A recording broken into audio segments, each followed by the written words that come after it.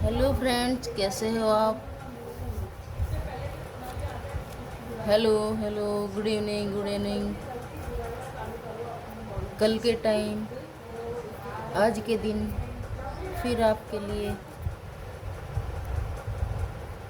आप सबको अपनी वीडियो से जोड़ने के लिए कल के टाइम फिर आपके लिए वीडियो लेकर मैं आपके साथ आ गई हूँ। तो बिना देरी किए हुए वीडियो को अच्छे से समझेंगे और इस वीडियो को इन्हीं शब्दों के साथ आगे बढ़ाएंगे। देखते हैं कि आज हमारा नया टॉपिक क्या होगा। पहली बात, आपको मेरी आवाज़ अच्छे से समझ में आ जाती होगी आवाज़, और सब लोग ध्यान से वीडियो को देखना व सुनना और समझना भी। तो आज हमारा नया टॉपिक है वाच्य क्या है और इसकी परिभाषा किसने दी है, यानी कि इसको परिभाषित किसने किया है। तो चलते हैं। पहली बार, इसको परिभाषित किया है श्री कामता प्रसाद गुरु के द्वारा किया गया है, ठीक है। और परिभाषा इसकी इस प्रकार है कुछ। वाक्य, वाच्य क्रिया में उस रूपांतर को कहते हैं, वाच्य क्रिया के उस रूपांतर को कहते हैं जिससे यह जाना जाता है कि वाक्य में कर्ता के विषय में विधान किया गया है।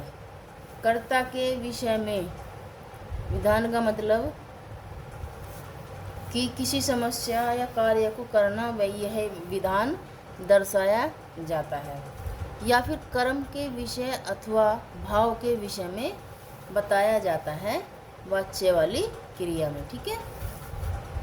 तो इन्हीं के आधार पर हिंदी में वाच्य 3 प्रकार के होते हैं। हिंदी के आधार पर वाच्य 3 प्रकार के होते हैं जो हमारे वे इस प्रकार से हैं। तो पहला हमारा आ जाएगा कृतवाच्य। कृतवाच्य की क्रिया में देखते हैं कि कृतवाच्य होता क्या है।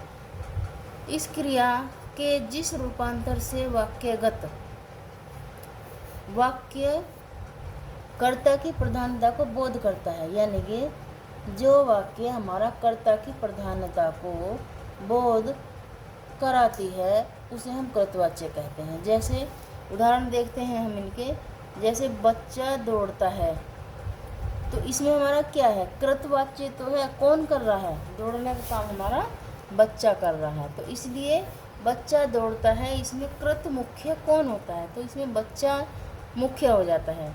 देखते हैं अब दूसरा सेंटेंस, मैं खाता हूँ। अगर मैं हटा दो तो कैसे पता चलेगा कौन खाता है इसको, जानवर खाता है या आदमी खाता है, बच्चा खाता है, बूढ़ा खाता है या बड़ा खाता है। तो इसलिए मैं इसमें कर्ता के रूप में प्रयोग किया गया है। अगला सेंटेंस देखते हैं हम, राधा जाती है। तो जाने का मतलब तो ये है कि कोई भी जा रहा है, तो हमें तो पता नहीं था, इसमें हमारा कर्ता है ही नहीं। तो जब हमारा इसमें कर्ता छुप जाएगा तो हमें पता कैसे चलेगा कौन जाता है। तो इसमें हमने राधा जाती है ये वाला कर्ता बनाया है राधा को। इस प्रकार यह सेंटेंस पूरा होता है। मोहन गाता है, अगला सेंटेंस में मोहन गाता है, तो हमारा इसमें कर्ता कौन हो जाएगा, कौन गा रहा है, हमें पता ही नहीं चल रहा है। बिना कर्ता के हमें किसी इस गाने वाले का कोई पता नहीं चलेगा। तो यह हमारा मोहन गाता है। अगला सेंटेंस देखते, तुम पढ़ते हो। तुम को हटाने के बाद पढ़ते हो, अब हमें पता नहीं क्या पढ़ते हो, कौन पढ़ता है, किसको पढ़ता है। तो जब हम तुम लगाते हैं तो यह सेंटेंस इस प्रकार हमारा पूरा हो जाएगा। अब देखते हैं, ये सब वाक्य कर्ता प्रधान को दर्शाते हैं, कर्ता प्रधान को दर्शाते हैं। आगे देखते हैं हम इससे आगे चलते हैं। अगला प्रकार आता है हमारा कर्मवाच्य वाक्य। तो देखते हैं इसमें क्रिया क्या कहती है, जिस क्रिया के रूपांतर से वाक्य में कर्म की प्रधानता होती है। कर्तवाच्य में कर्ता की प्रधानता होती है कि कौन करता है। कर्मवाच्य में कर्म की प्रधानता होती है कि बच्चे के द्वारा क्या काम किया जा रहा है, वह कर्मवाच्य वाक्य होता है, ठीक है। अब देखते हैं हम इसके उदाहरण।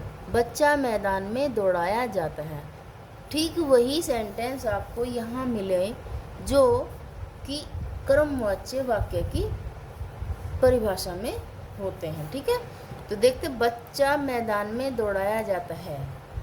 किसको दौड़ाया जा रहा है? भाई दौड़ाना तो हमारा कर्म हो गया। ठीक है, तो जब हम दौड़ा रहे हैं, मैदान में दौड़ाया जाता है। अब इसमें ये बताओ कि कौन दौड़ाया जा रहा है? तो हमें तो पता नहीं, जब तक हमें कर्ता का पता नहीं चलेगा, कर्म तो कौन कर रहा है इस बात का पता नहीं चलेगा कि कौन कर रहा है कर्म, तो हमें पता क्या चलेगा कि सेंटेंस हमारा कंप्लीट है या गलत है। तो इसमें हमारा जब हमें कर्म की प्रधानता, जब कोई आदमी होगा तभी तो कर्म करेगा, बच्चा हो बूढ़ा हो, मनुष्य के द्वारा ही तो मतलब कोई कर्म होगा। तो बच्चा हमारा मैदान में दौड़ाया जाता है। अगला सेंटेंस देखते हैं हम, राधा द्वारा गाना गवाया जाता है। अगर राधा ना होती तो किसके द्वारा गाना गवाया जाता? नहीं ना। तो यहाँ हमारा राधा कर्ता हो जाती है और क्या होता है? गाना गवाया जाता है। ठीक है, अगला सेंटेंस देखते हैं, मेरे द्वारा खाना खाया जाता है। अगर मेरे शब्द को हटा देते हैं तो खाना खाया जाता है, ये पता नहीं इसको खाने को कौन खा जाता है। तो ठीक है, तो यह हमारा मेरे द्वारा खाना खाया जाता है, यह हमारा कर्मवाच्य वाक्य के अंतर्गत आ जाएगा। अगला सेंटेंस देखते हैं, मोहन के द्वारा आम खाया जाता है। अगर मोहन नहीं होता तो आम कौन खा जाता? तो जब मोहन आया, मोहन के द्वारा वो जो रखे हुए आम थे वो खाए जाते हैं। किसके द्वारा? मोहन के द्वारा। क्या क्रिया करी जाती है? आम खाने की क्रिया की जाती है। अगला सेंटेंस देखते हैं, तुम्हारे द्वारा खाना खाया जाता है। अगर तुम ना आते तो हमारा खाना कौन खा जाता? हम तो सब खा चुके थे, लेकिन तुम आए और तुमने हमारा खाना खाया। तो इस प्रकार यह हमारी क्रिया कर्म के द्वारा ही कर्म की प्रधानता बताई जाती है कर्मवाच्य वाक्य की क्रिया के अंदर। अच्छा, देखते हैं इन वाक्यों में कर्म का बोध होता है। ये स्पष्ट आपको बता दिया जाता है कि इन ऐसे सेंटेंसों में कर्मवाच्य वाक्य में कर्म का ही बोध होता है, अर्थात इनमें कर्ता को ही प्रधान वाक्य बनाया जाता है। अर्थात इसमें भाई कर्म कर रहे हैं तो कर्मवाच्य है, लेकिन कर्म करने वाला भी तो कर्ता होना चाहिए। तो इस प्रकार कर्ता को ही प्रधान वाक्य बनाया जाता है। अब देखते हैं अगला प्रकार हमारा आ जाता है भाववाच्य। भाववाच्य क्रिया को समझते हैं कि यह क्रिया किस प्रकार होती है, किसको प्रधानता दी जाती है। जिस क्रिया के रूपांतर में क्रिया अथवा भाव की प्रधानता हो, जिस क्रिया के रूपांतर में क्रिया अथवा भाव की प्रधानता हो उसे भाववाच्य वाक्य कहते हैं या वे भाववाच्य वाक्य होते हैं। जैसे सेंटेंस देखते हैं, मुझसे खाया नहीं जाता। मुझसे खाया नहीं जाता, तो इसमें जो हमारा खाया नहीं जाता, जहाँ नहीं, अगर ये है कि मुझसे खाया जाता तो यह हमारा कर्मवाच्य में आ जाता, लेकिन जहाँ ये लगता है कि खाया नहीं जाता वहाँ हमारा भाववाच्य सेंटेंस वाक्य बन जाएगा। अगला सेंटेंस देखते हैं, राधा से गाया नहीं जाता।